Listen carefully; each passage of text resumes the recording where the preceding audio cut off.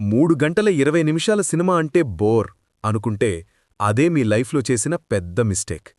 ఈ cinema స్టార్టైన 10 నిమిషాలకే time ఆగిపోతుంది. ఎందుకు ఈ మూవీకి అంత బజ్ క్రియేట్ అయింది? 2025లో ఇదొక బ్లాక్ బస్టర్ ఎందుకయింది? ఈ మూవీలో నిజంగా అంత దమ్ముందా? అసలీ మూవీ ఏంటి? ఎందుకు ప్రతి ఒక్కరూ ఈ సినిమాను తప్పకుండా చూడాలి? ఈ వీడియోలో తెలుసుకుందాం. మన ఛానల్కి ఫస్ట్ టైం వస్తే లైక్ చేయండి, సబ్స్క్రైబ్ చేసుకోండి. సినిమా అంటే ఇది కదా. లెంగ్తున్న సినిమా అంటే బోర్ కొడుతుందేమో అనుకున్నాను కానీ అసలు టైం కూడా తెలియకుండా సినిమా అయిపోయింది. అంతలా మనల్ని మూవీలోకి ఇన్వాల్వ్ చేస్తుంది.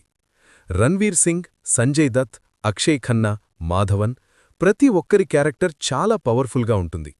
ప్రతి పాత్ర కూడా సినిమాపై స్ట్రాంగ్ ఇంపాక్ట్ క్రియేట్ చేస్తుంది. ఇలాంటి మూవీ నాకు తెలిసి ఇప్పటివరకు రాలేదు. చాలా స్పై, యాక్షన్, థ్రిల్లర్ సినిమాలొచ్చాయి కానీ వాటిలో ఎక్కువగా స్పైలు పాకిస్తాన్కి వెళ్లి అక్కడినుంచి ఇన్ఫర్మేషన్ తీసుకుని మన ఇంటెలిజెన్స్కి పంపిస్తుంటారు.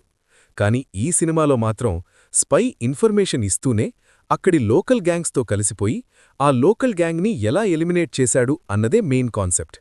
ఇది నిజంగా డిఫరెంట్ అండ్ ఇంట్రెస్టింగ్. ఈ మూవీలో 1999లో జరిగిన కండహార్ ఫ్లైట్ హైజాక్, 2001లో పార్లమెంట్పై దాడి, 2008లో ముంబై అటాక్స్ గురించి చాలా డీప్గా, చాలా ఇంట్రెస్టింగ్గా చూపించారు. ఆ 10 ఇయర్స్లో జరిగిన ఇన్సిడెంట్స్, డెసిషన్స్ ఏమిటి, కొంచెం రియల్ స్టోరీకి ఫిక్షన్ యాడ్ చేసి తీశారు. రణ్వీర్ సింగ్ క్యారెక్టర్ని మేజర్ మోహిత్ శర్మని బేస్ చేసుకుని తీశారు అని చెప్తున్నారు.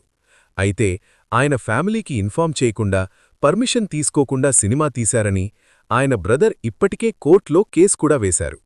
అలాగే అక్షయ్ ఖన్నా, సంజయ్ దత్ క్యారెక్టర్స్ కూడా రియల్ క్యారెక్టర్స్ ఆధారంగానే తీశారు. ఈ మూవీలో Ranveer Singh performance next level. కొన్ని సీన్స్లో తనలో ఉన్న బాధను, కోపాన్ని కంట్రోల్ చేసుకుంటూ బయటికి మాత్రం ఆనందంగా కనిపించాలి, హ్యాపీగా సెలబ్రేట్ చేస్తున్నట్టు నటించాలి. ఒక సీనుంటుంది. తనలాగే వచ్చిన మరో స్పై తన కళ్ల ముందే చనిపోతుంటాడు. ఒకరోజు తనకూ ఇలాంటి పరిస్థితి వస్తుందేమో అన్న భయం ముఖంలో ఏమాత్రం కనిపించకుండా సూపర్గా యాక్ట్ చేశాడు.